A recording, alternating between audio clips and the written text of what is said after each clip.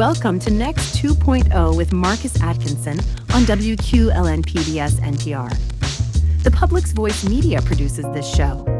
You can follow our show on Facebook and Instagram at Next 2.0 Erie, where you can keep up with news and updates about what's next for our community and our democracy. Thank you for listening. And now, on to the show. Why is 100 Black men important? It might escape some of us. I went back and did some reflection, and most of the again, for me, founding fathers, those who have contributed directly to my life, are men who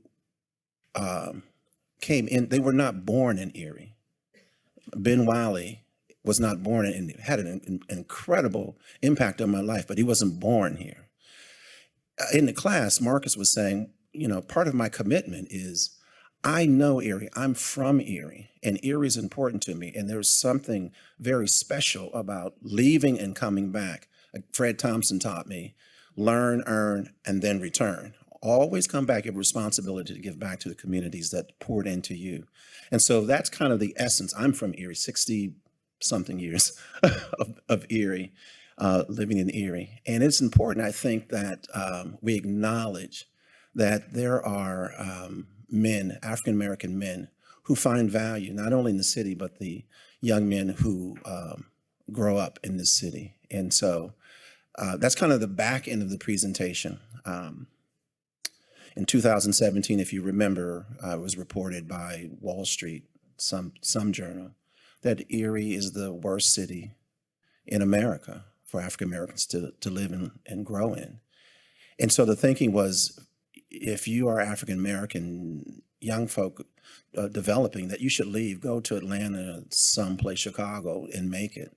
And so for me, the essence of 100 Black men is that, no, there's value here, and we can help you develop that potential. And so using that as a kickoff, let's get started with who and what is 100 Black men in America. Oh, and by the way, I'm very comfortable, I don't know about you, but I'm very comfortable. Don't hold your questions.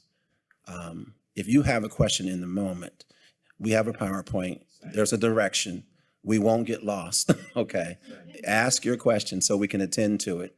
Again, a friend of mine said, scratch where it itches. Okay, don't wait. That's from South Carolina, one old ditty thing. So, all right, let's get, of course, I don't know what I'm doing. Maybe it's, okay. You gave a PowerPoint to, what did I do or not do? Broke it. I broke it, I told you. No. Just bear with us. Yeah. No worries. Which one do I advance it? That's, Oh, it's this one. okay, there we go. Yeah. Here, let's There go. you go. Yes. So while we're doing this, 1963. Anybody can remember 1963 if you're old enough? Yes. What was going on in 1963? There were a lot of things. Wait, I want to get it up there. Yeah. Okay. You got it. We already got all that, so yes. Perfect. All right. 1963 was a very transformative year. In 1960s was also a transformative decade. A lot of things were going on. So historically, beginning of January, we had Governor George Wallace stand in front of a podium and declare segregation now, tomorrow, and forever. Immediately after that, again in January, I'm just kind of skipping some of the stuff that's in the PowerPoint. We had in Alabama, there were 8 clergy, all white, or excuse me, 7 white and 1 rabbi, Jewish cleric, who made a public statement in a newspaper saying there are rabble-rousers coming into our city to cause trouble. And they were referencing the movement of the African-American community to change segregation in Birmingham, Alabama. And then later on April 10th, they wrote another letter because Dr. King had actually arrived in Birmingham. And they wanted to stop him from pursuing the issues of segregation and racism and those kind of stuff. And so Dr. King went with his protest, had his protest, and unfortunately, no one showed up. The reason I bring that up and talk to you is this. Birmingham, Alabama was a microcosm of America. There were a lot of people in Birmingham that knew segregation was wrong, but it took an incredible amount of courage to challenge the existing Bull Connors, if you will, and that whole system of racism that was established in Birmingham. And so at that point, King is in prison. He writes his letter from a Birmingham jail. In May, if you are not familiar with this, is a wonderful, wonderful documentary called The Children's March. I didn't recognize, if you saw the black and white pictures of the children, or excuse me, of the people being hosed by the firemen and the police, it never occurred to me that all of those people were children. Until I saw the documentary, I did not know that there were, at that particular time, there were over 1,000 children in that area that were protesting. That could have turned out really, really bad. Fortunately, it didn't. In 3 days, there were almost 4,200 school-age children who were jailed, and literally 50 at a time, filling up a bus, going to jail, and repeating that to make their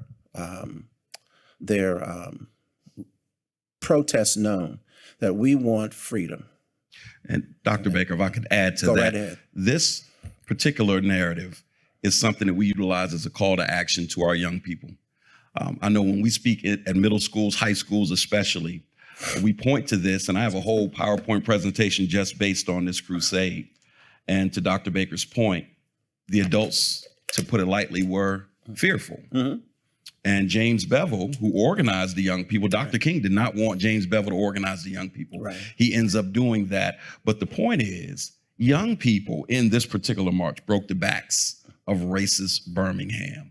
And so it says to young people today that their time for leadership is now. They don't have to wait until they're 18 or old enough to vote. That's not the point. And so this is a very important narrative to the 100. Right. And as we continue that, we had Medgar Evers, who was assassinated because he wanted to bring diversity to the University of Mississippi and Mississippi as a state. He worked for the NAACP. August, we have the March on Washington for Jobs and Freedom, and everyone's kind of familiar with the I Have a Dream speech. Does anyone remember the beginning of the speech? Anybody? Just raise your hand. You don't have to recite it. Do you remember See, that's the tragedy of the I Have a Dream speech, is no one knows the plan that Dr. King referred to in that speech. And I would challenge you to go back and read. To me, it is as important as the Gettysburg Address. In response to that movement in May and the work of Dr. King and others, unfortunately, there was a bombing in the 16th Street Baptist Church where there were 4 girls who were murdered. And for me, it's always important to mention their name: Denise McNair, Carol Robinson, Addie Collins, and Cynthia Wesley. Why do I say their names? For a couple of reasons. One is they're just not a mark in history.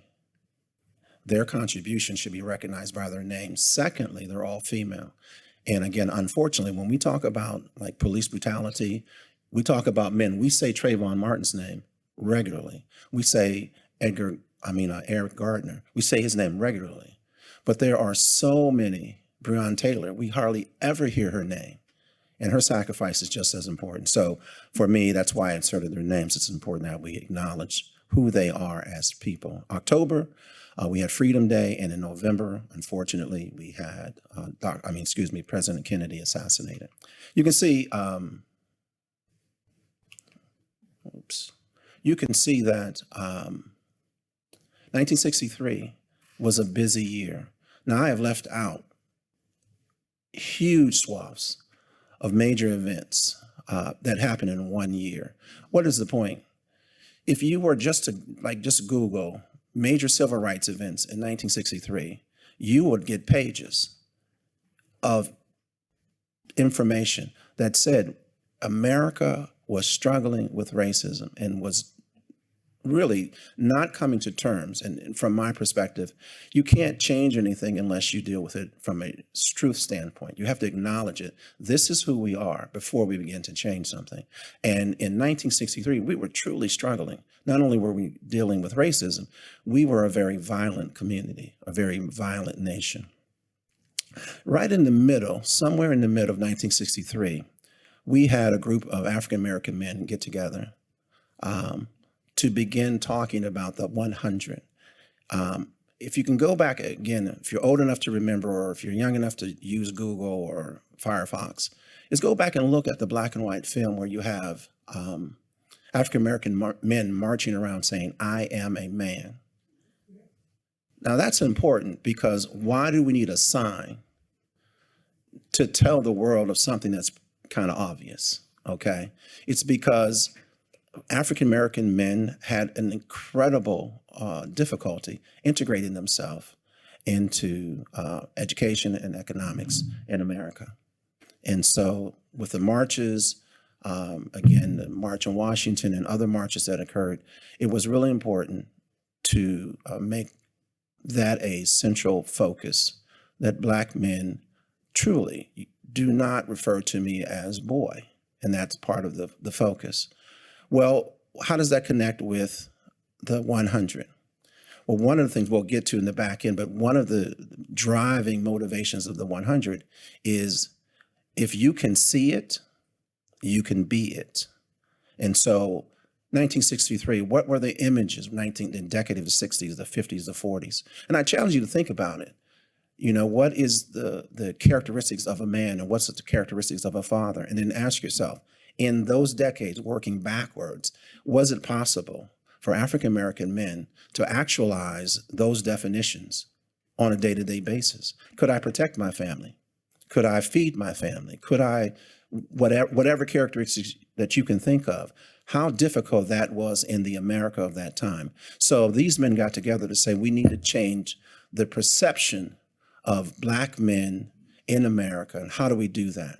Well, it took, if you do the math, 23 years, but on October 2nd, 1986, there was a coming together of these men organizing this collectivity, and named it the 100 Black Men of America. A founding member of the 100 is Jackie Robinson. And most people don't know that Jackie Robinson was an incredible civil rights advocate. We know him for his baseball exploits, and all are important because he was breaking barriers all over America. But in that, part of his heartbeat was for civil rights, and that is kind of missing.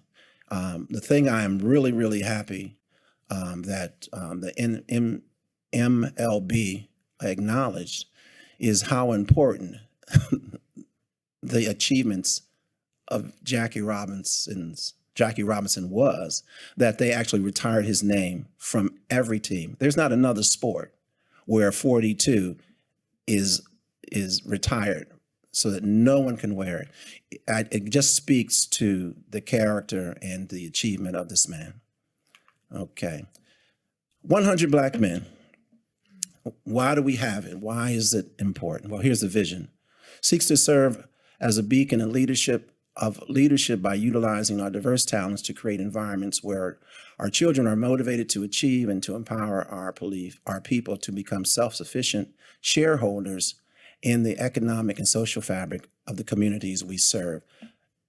What is not in this vision, but if you are kind of like a biblical scholar, is every one of those statements, there's a scripture that can support that. The 100 Black Men is deeply rooted in Christianity. I'm not going to go talk about the scriptures, or we'll get real churchy here, but I've done a little work. They're all connected to scriptures in some form or fashion. The mission of the 100 Black Men is to improve the quality of life within our communities and enhance the educational and economic opportunities for all African Americans. For me, what's important in that statement is the economic opportunities. Let me move ahead and we can actually talk. Core values of the 100 Black Men: committed to the intellectual development of youth economic empowerment of African American communities based on the following precepts: integrity, respect for family, spirituality, and justice. For me, this is really important, particularly the respect for family. My PhD is in fatherhood and families. And what's real interesting in how we think about families, so much has been written. 1968, Daniel Moynihan wrote a thesis. It was called The Tango Pathology of African American Families. And what he said in that treatise was, we can point to one characteristic of families, the absence of Black fathers, as the key to everything that's going wrong in Black communities and Black families specifically. What that document failed to promote is the absolute level of discrimination that was present in the 60s that did not afford African Americans to get a job, nor could they go to school, nor did they have easy pathways for voting. So all the systemic stuff that was necessary for Black men to find their place in family and communities, well, there were barriers. The reason I say that is to actually put emphasis on the importance of the 100 Black men, because unless you are living in a hole somewhere, we are returning back to those particular times with difficulty with voting and access to family-sustaining jobs, wages, jobs that support families, those kind of things. The motto of the 100 Black men, and I've already mentioned this, what they see is what they'll be. And I'm gonna invite you right here for a second to think, who am I and how did I become who I am? Now I look out and most of you are college educated. How did you decide that? How did you decide? It was expected. That's most of us. It was expected. And that's really important because I have a PhD in 4 other degrees, but no one in my family told me I could do that.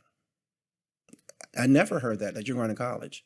My pathway was you're going to work at General Electric, and you're going to be a laborer. You're going to do what your dad is doing. I was the second person in my family to go to college, and the first one he went on an athletic scholarship, and he did marvelous things. But his focus was not education, it was playing football and wrestling. So it was a long time, like the cohort of African Americans, particularly males in my community, very few of us went to college because it was not an expectation. And a lot of the energy was devoted or, in my humble opinion, wasted because we were fighting fights that were unnecessary. And we didn't have a vision that said you could be this. And that's why this motto is so important to me. Help our kids to see who they could be. And once they see it, once the light comes on, man, we're off to the races. I'm going to give a transparent moment. It is an embarrassing moment. It is an embarrassing moment. Marcus, you don't even know this. It's an embarrassing moment. And don't hold it against me. So before I even knew there was 100 Black men, we had developed a small little organic company called the East Side Lawn Care Service. It was just volunteers, a bunch of kids, right? Can come and we're going to take care of our communities and cut grass. And it's all, we're not charging, people can contribute and blah, blah, blah, blah, blah. And so here comes big bad Dr. Baker, right? Let me take it again and then show you the patient simulation center, right? We're going to take you in and kind of get you excited and kind of do this thing like, let's see who you could be. And so we got there and I called my friend Abram Body, who was the director at the time. So I called him ahead of time and said, put all the gags and whistles so that when you hit a button, it's going to do this wonderful stuff. Have the mannequin have a heart attack or something, like really show it off, right? And we get there and we do the tour and he hits the button and nothing works, right? Nothing works. And I had 4 teenagers with me and a young man from East High said, I can fix that. Here's the embarrassment. What was the thing I said? No, you can't. I immediately said, no, you can't. And he said, why? It gets more embarrassing. I said, he's the director. You're from the hood. I'm just being transparent, okay? Don't hold it against me. I've changed because I tell that story all the time because I told that young man after he said, guess what? I've already been accepted to a whole bunch of universities. I work on computers 6 hours a day, all of my life. I saw what he did. I saw the mistake. 5 minutes later, he hits the button and bells and whistles are going. And I said, man, thank you for teaching the teacher. Thank you for teaching. That's why I tell the story. Thank you for teaching the teacher. Because my expectation was if you come from this community, 16503 is the poorest community in Erie. And there's all kind of negative outcomes that are associated with that one zip code. And so I took that knowledge and I tried to put it on him. And he said, I'm not going to receive that. That's not who I am. That's why 100 Black men are so important, that we change the narrative, change the picture of who can you be. And there are 4 pillars or 4 for the future. Oh, yeah, please. Oh, please jump in. What they see is what they'll be. Yeah. I can't recall the year. When you go to 100 Black Men's national website, you'll notice a couple of key organizations that tend to back a lot of what they do. Walmart, Delta Airlines is a big one. UPS is another big supporter, Wells Fargo, and they support them regularly. Another one is Nike. And Nike called the leaders of national to their national headquarters several years ago. Said, we love the work that you do. They gave them a big donation. They said, we'd love to put our marketing team together to just create a couple of lines that accentuates the work that you do. And they came up with 2. One was real men giving real time. And the other one is what they see is what they will be. And so that was born from the minds of marketing experts at Nike. And that was their contribution to the movement. And that all started because they had such respect for the work that the brothers do on a national level. Yeah, and if you connect the 2 of them to the things that they created, just do it. And you can be it. Yes. There might be a marketing strategy right there. Who knows? We're still working. So these 4 pillars are mentoring, education, health and wellness, and economic empowerment. Again, I'm kind of inviting you into the circle of 2 people. How do you define mentoring? What is your definition? I'm not going to call on you, Keith, though I looked at you. How do you define mentoring? So that's kind of what you do. Okay, I'm going to call on you. Yes. Guiding people. Yeah. Oh, that's what we intend.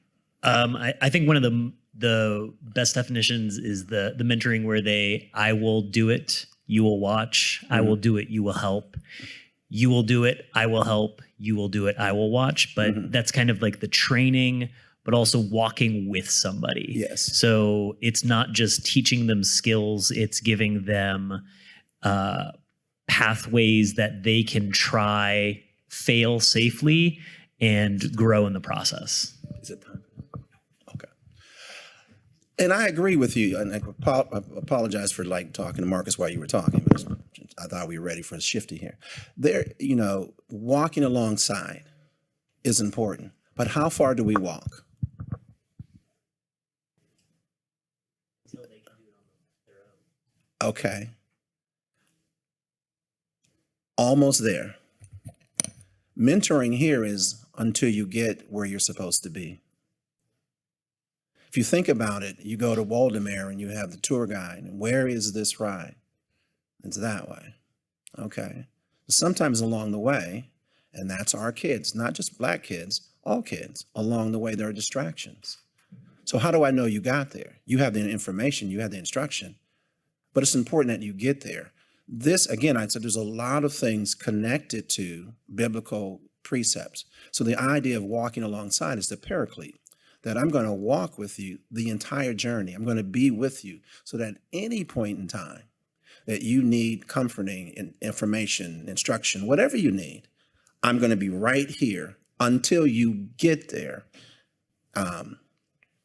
That's an important distinction because a lot of us think about mentoring a traditional way. This is a little different. It's also connected to some African-American, Afrocentric perceptions. Education. Now that I've gotten that, I need some educators. You look like you're an educator. Are you? Yes. No, I do realize that I dress that way, but What do you do? I work at the Erie Community Foundation. Then you are an educator. So what is education, your definition? And I kind of helped right there. I think in the broadest sense, sharing the wisdom that you've been fortunate. I know at ECF, we feel really fortunate to be at the nexus of a lot of work being done in the community. And then that comes with an obligation to then take that information and share it as broadly as we can. Absolutely. So there are two definitions of education. One is academic and one is experiential. And our kids need both of them. They need absolutely both of them. So to have all this information about whatever you do wonderfully, I'm sure, at a top level of excellence, but to not share that with the next generation is the tragedy. Yeah, we need to think about succession. Marcus is like 12 and I'm 15. I don't know how old you are, but at some point we have to be thinking about the next generation and how do we prepare the next generation for the world that they're going to inherit. And it would be irresponsible for us to not do that. Again, 100 Black men is a vehicle for doing that. So let me tie that point to mentoring. And if you look at the information from 100 Black Men of America, we use the phrase mentoring across a lifetime, understanding that even at 55, I can unveil my age. Okay, I'm what's the good shit? with it. You know, I've got different mentors now than I had at 21. And what I impress upon the young people that are my mentees is that if you do it correctly, you will need a mentor or a series of mentors until you're eulogized. Yes. Because every new level comes with new learnings. And so another fun trivia fact, I started working with this young man when he was in 3rd grade. His name is Kimani Farmer. And at the time I was working for Preferred Systems with Dr. Chevalier back There then. you go. And I was doing prevention courses, took a liking to this young man, and he just became a part of my life. Ended up taking him to Atlanta on some acting things with his family. Long and short of it is, he is now, I just went to his wedding a couple of months ago. He's the youngest member of the Erie Chapter of 100 Black Men of America. He's 26. And so it's a perfect example of that mentoring across a lifetime. And so from 3rd grade to now, you know, master's degree, professional, husband, and still here we are. If you do it correctly, that's what it looks like. I like that. I like that. Unfortunately, and by the way, you hear my phone. Normally, I would turn it off. As we talk about this, there's a young man who I met at SEI Albion about like 1997, and we developed a relationship. He literally is an author in different curriculum, the long distance dad curriculum with Foundations of Fatherhood, and he taught us how to parent from prison. So he got out and he was doing a wonderful thing, reintegrating himself in the community with his family, blah, blah, blah, blah. He just passed away. And so I'm leaving this on to communicate with his family. So excuse me, I just want you to know that. And if the phone should ring, I'm going to answer it, okay? Just so that you know. But that is one of those things, we're going on to whatever that 31-year thing maybe. I've never changed my telephone number for that reason. Men, if you need to contact me, if I change my number, I'm lost to you. So I keep the same telephone number for that reason. Health and wellness and economic empowerment for me is really important because, again, no one talked to me about it's important for you to take care of yourself and focus on wellness. Don't wait till you're sick, but how do you keep yourself from becoming sick? And clearly, economic empowerment was something that other people did. I did not know it was possible for me to be a member of the middle class. Now you may you were born in the middle class, it was understood. We were poor and were happy to be poor until I went to Wilson Middle School, and then I discovered people don't hand down sneakers. Every pair of sneakers I got were my brother's. Every shirt I got was my brother's. I got nothing new. Again, just wow, there's a different world. And then I actually felt all the stuff because what does it mean to be poor? But no one said you don't have to stay here. Like, this is your station, but you can be something different. Again, you hear me kind of like a promotion, but I absolutely believe in the foundation. If our kids understand that early on, and now we're talking about, when we say early, in elementary school, a Success by 6 Erie County United Way capture that you need to catch and infuse the love of learning and the understanding of personality development for who they're going to be as early as possible. Becomes real important. And again, as Marcus is talking about the stuff that he's doing and on his way to Deal Elementary School, catching them as early as possible. At McKinley School, this is Thursday's meeting. I was absolutely impressed with the kids and the workers there, social worker and the other caseworker. When kids come to the meeting, this is a leadership meeting, they all have to wear ties. They all have to wear ties. And what's really cool about that is, don't worry about if you don't have a tie. And then he brought out a rack. He brought a rack of ties.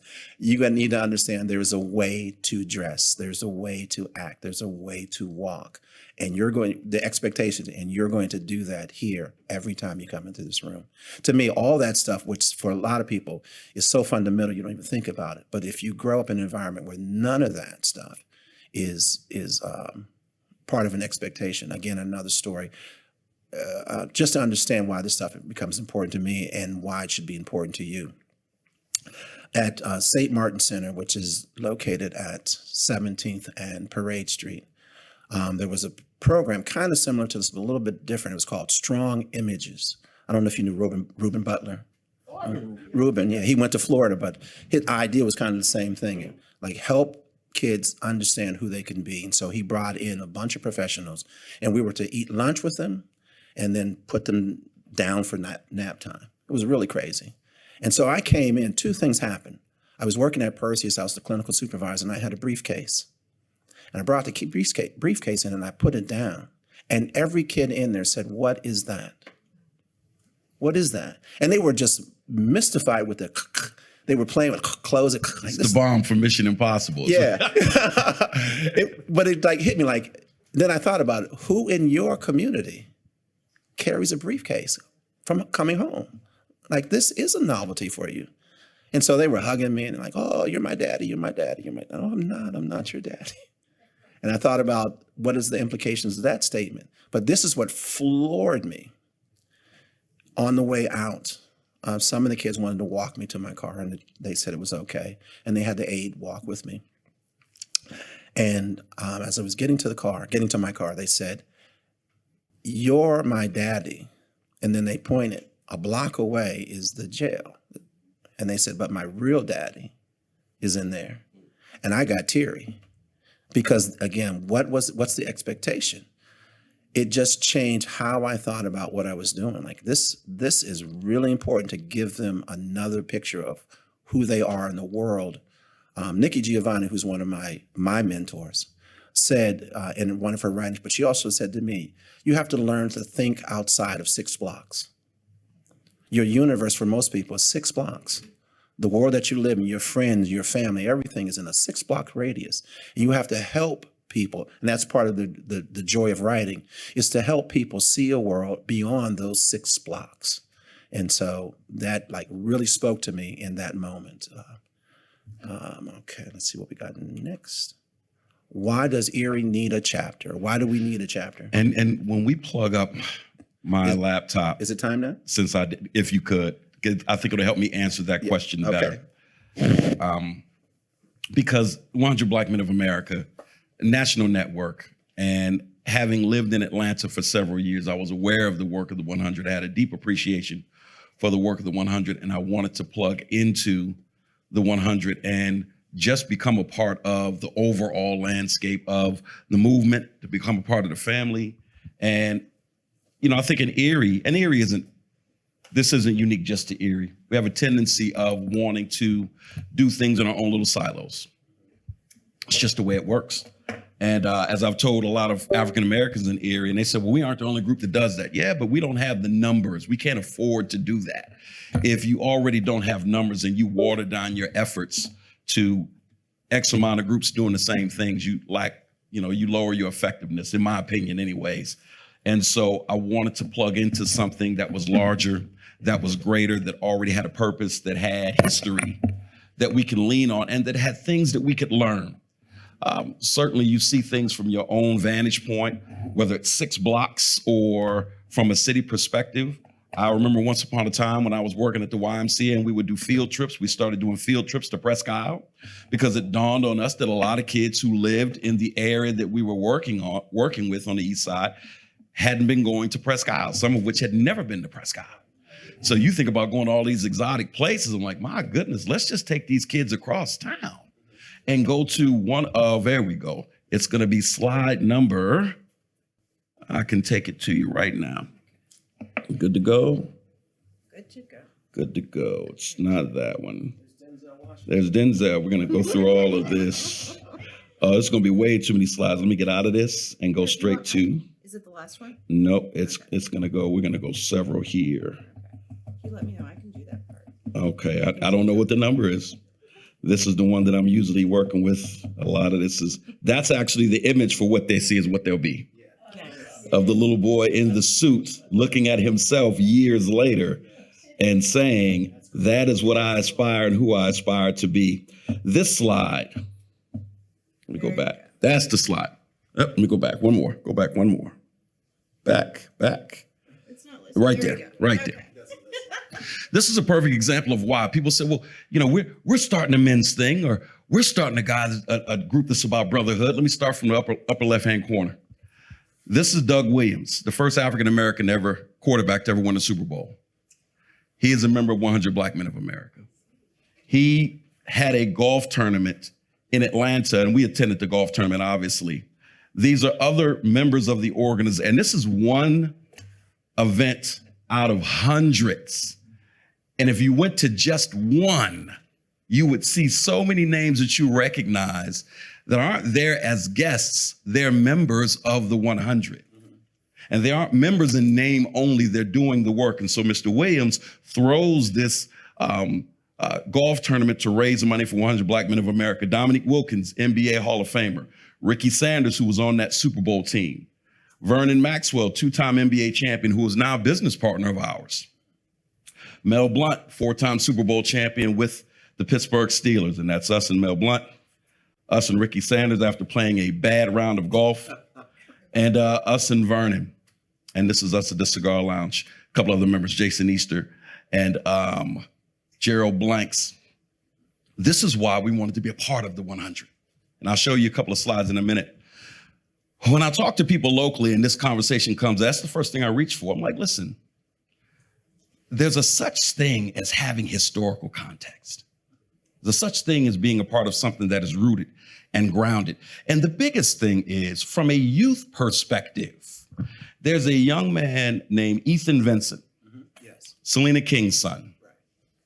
And I go and I speak to the collegiate 100, the baby brothers of the 100 Black Men of Pittsburgh. The collegiate 100 chapter, one of the leaders of that chapter is young Ethan Vincent. So he's from Erie, graduates from Erie, goes to Duquesne in Pittsburgh. What do you know? He gets picked up by the 100 of Pittsburgh. He ends up leading one of their collegiate chapters. And I'm there as the keynote speaker, and myself and several others. It doesn't matter what city Ethan would land in. If it is a mid-sized to a larger city, chances are there is a 100 Black Men of America chapter there that he can just plug into. If he needs mentors, there are mentors right there in that city. If he needs scholarship dollars, if he's fallen short of whatever, there are resources there that he can take full advantage of. And this is why, and obviously Matt Harris, co-founder of this chapter, this is why we wanted to be a part of 100. Could you click the next slide, please? This is from our national convention. And as a matter of fact, I'll man that for just a second and click through this. This is from our national convention. There's a couple of things that you'll notice. Up top, that is a group of youth ambassadors that we took from Erie, Pennsylvania. And this was in Atlanta, Georgia. Now this year we'll be in New Orleans, and we'll take another group of youth ambassadors from Erie again. They are pictured with Ambassador Andrew Young. He's one of our oldest members. He is at every conference. Is he here as a special guest? He's at every conference. It's the 7th or 8th conference I've seen. He's in a wheelchair. But he's at every conference because when you go back to the Jackie Robinson days, when Jackie Robinson was best friends with Dr. King and Mr. Young, Dr. King was heavily involved with the 100 as well. All of these people have poured a lot of their energy into this organization for many, many years. And so there he's pictured. In this next one, you see another one of our brothers, Steve Harvey, who was interviewing Kamala Harris. How did that happen? Kamala Harris's people called the 100. And they said, can she come and speak at your national convention? Her people called the 100 because they recognized this is a room full of influential Black men from all over the country. When you go to these national conventions and you see brothers and sisters from, and I say sisters because there are a lot of women involved with the 100 as well, from every corner of this country to include the UK and the Caribbean. This was the breakfast moment. This young lady, I forget her name, she is at that time, licensed teacher, one of the youngest teachers in America. She's 16. She is a teacher, not a teacher, a teacher. Degree teacher. And when I say she held court on stage, the maturity was phenomenal. And then these are some of our students as they enjoyed lunch with some of our chaperones. James Sherrod was the chief chaperone. He is the VP of administration for 100 Black Men locally, and he's also the executive director of the Martin Luther King Jr. Memorial Center. You can just kind of flip through those pictures one at a time. You got Dr. King going back with Ambassador Young. Obviously, Ambassador Young in his younger years. Then you've got Kamala Harris as she comes out. Now, Tiffany Haddish, actress, she was honored at our black tie for some of the work that she does in community. That was kind of an exciting time. In the evening, when you go to national conventions, I want you to envision, so we had all of our young men in baby blue polos and khakis, and they have 100 Black Men of Erie. They've got this logo on their shirt. And when they saw dozens upon dozens of groups in their own 100 swag, and they just loved it. Like, where you guys from? We're from Long Beach, California. Where you guys from? We're from Chicago. Where you guys from? Rochester, New York. They're like, wow. And there's a full itinerary, a full schedule for the young people. So the luncheons, we're all together. And then when it's time to go to the breakout sessions, the kids have their own sessions. The adults have their own sessions. When we have our black tie, there's an event for kids. You can go to the next slide. This is the young teacher, and her manager's 22 at the time. So the teacher's 16, the manager's 22. Got me and Matt feeling like underachievers over here. This is a rapper that some of you may or may not know, Young Jeezy. He just got his pen that day. He became an official member of the 100. This is our national president, Milton Jones, right here. And then the last, my brother Ola, he is the president of 100 Black Men of London. And so his kids presented, and to hear those wonderful accents, our kids got a kick out of that. But a lot of the brothers fly over to see him. He brings his students here a lot. And of course, when our kids heard that, they're like, are we taking kids to London? I said, that's a goal, but we got some fundraising to do. That's a lot of money. All of that just to say, again, why does Erie need its own chapter? For that reason. One of the things you want to try to impress upon students is that they belong to something greater than themselves. I think we were raised with that understanding just based upon some of the things that went on around us, the mentors that we were surrounded by. Growing up in the neighborhood centers, we talk about that a lot. It feels like we had a closer, just a better grasp, or we're given a better grasp on our connection to how we got to this very spot. A lot of our young people, they don't have that. So even from a national level, for them to feel like they're part of something bigger, all of them were like, we'd sit down in classes and we talk about what it was going to look like when we go to Atlanta. And they were like, yeah. This group is getting a little long, Mr. Atkinson. It's time to wrap up. We flew them over Atlanta. And that first grader meeting, they're like, oh, I get it. And then people like John Hope Bryant, and the list goes on. And when some of these people, when Steve Harvey walked out, that's Steve Harvey. That's the Steve Harvey. What's he doing here? He's one of you, man. And what do you think? Even like that golf tournament, I tell these young people, all the money being raised, all the time being given for you. None of us get paid to do this. Right. Nobody's paying me when I run in a deal in a minute or two. But it is worth the time, energy, and effort. And lastly, because we have a brain drain issue, I know it was on one of the slides. My two daughters live in Charlotte. My two oldest daughters, my youngest daughter is a freshman at Kent State. She was probably the only one that will come back home out of my girls. Okay. But so many of our young people move, and if they do, this is an option. And if you talk to these chapters across country, they run into so many young adults. There's an emerging 100 for 20-somethings. When you talk to a lot of these members, they'll tell you that a large swath of membership and mentees are transplants, especially in cities like Atlanta, Charlotte, Los Angeles, the ones that see a lot of migration.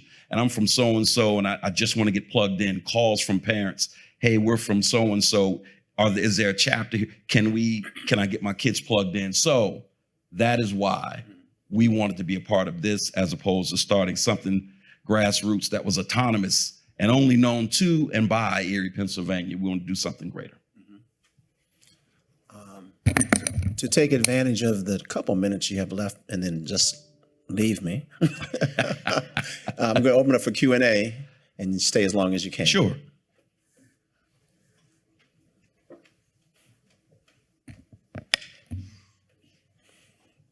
The answer to that is no.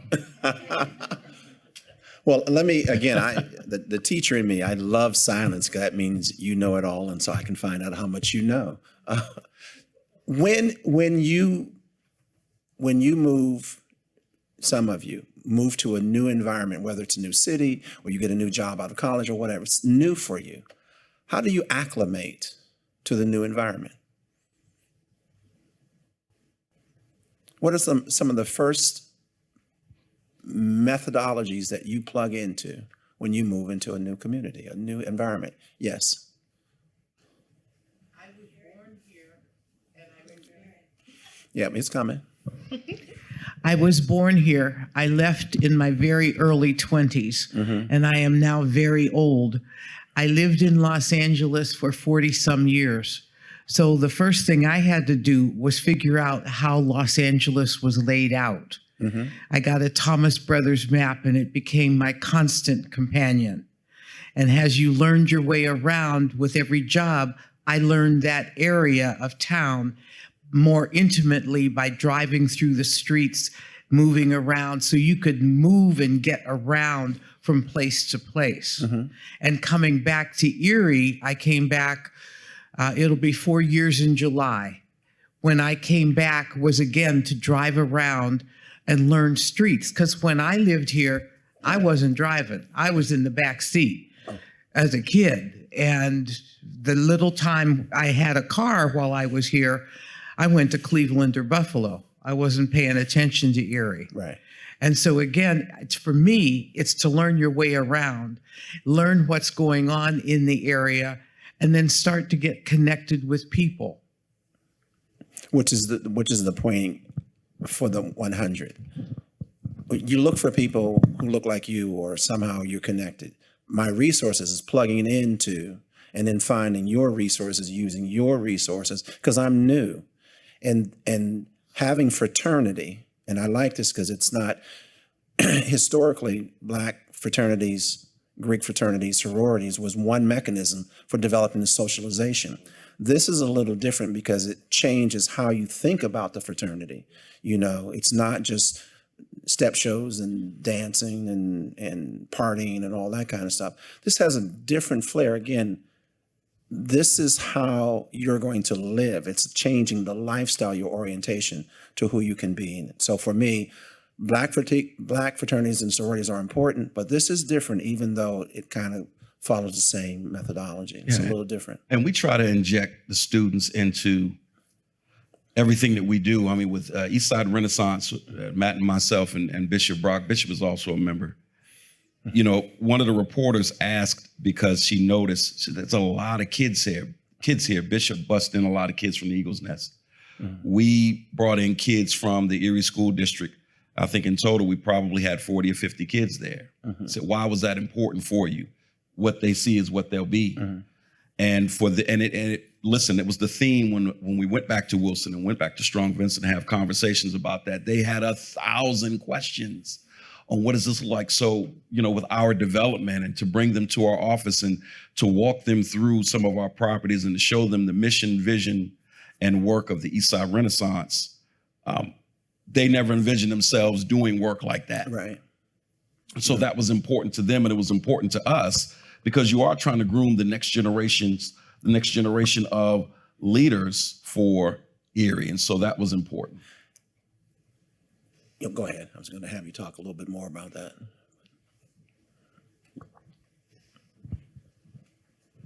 Hi, this has been wonderful. I'm really surprised I've never heard about this organization. Yeah. Over all these years. I'm wondering if you're willing to share your contact information. There's a wonderful program going on in Meadville right now under the leadership of Jackie Roberson, not Robinson, and it's called Developing Greatness. He moved to Meadville. He saw a need among the community, especially the kids of color, and so he's just doing this fantastic program.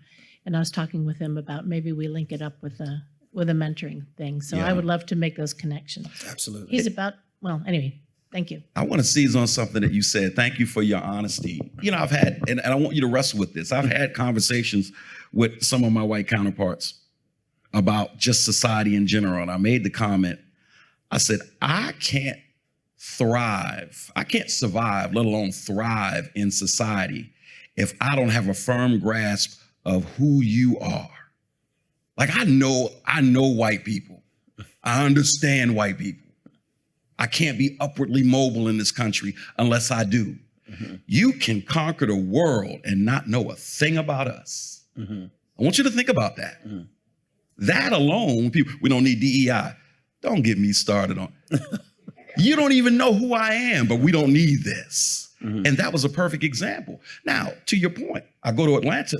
When I go to larger cities, I call an Uber. What are you here for? 100 black men. Hey, man, God bless your work, man. Everybody knows. If, in larger cities, a lot of our white brothers and sisters are aware, but it just really underscores a point, right? And that's one of the things that we're trying to drive home, is that the work that is done by, for, African Americans is very important. And, it shouldn't be forgotten, and it should be built upon. Yeah. And I've had a few folks say, is it exclusive? Like, why is it 100 black men? And I'm glad that you brought in females. There's a lot of women involved. Yes. Is this something, if I'm Hispanic, if I'm white, can I join? And so first answer that question. If I'm white, can I join? Our membership is unapologetically black men. The image that has been professionally assassinated from every angle imaginable. And so I don't apologize about the fact that these are professional. You can aid, you can assist. When you come to our conventions, you'll see some of our white brothers and sisters that support Hispanic membership. These are black men. We are taking back the narrative on black men. America and a lot of media outlets have spent millions to shape the image of black men in this country. We want to do something about that. But we have a lot of people that work within and with the organization that are not men and that are not black. Yes. And you actually answered the question I was going to ask. Why is it that it has to be exclusive? That this is not like a new thing. If you look at every group that has been oppressed, we develop it within ourselves first. Yep. Yes. And so we have to grow our own leadership. Now, there are ancillary services, helps, and all that. But the opinion could be, and sometimes mistakenly, that we can't do it without the help of a white community. Well, and let me add to that, because what's going on right now has proven a point that I've made on multiple occasions. I says, listen, when we come to the table in mainstream America as black people, for example, it's kumbaya, but over time, you become blended into the greater whole, and it doesn't take long for it's really about everybody. There's some special needs to come along. It's a special situation that comes along with being black in America, right? And so here we are now coming out of Washington. You don't even want acknowledgement about this real history that led to this moment. And it's something that Malcolm X talked about. He said, listen, I'm all about mainstream. I'm all about everybody locking arms. Be careful that our narrative doesn't get pushed to the background.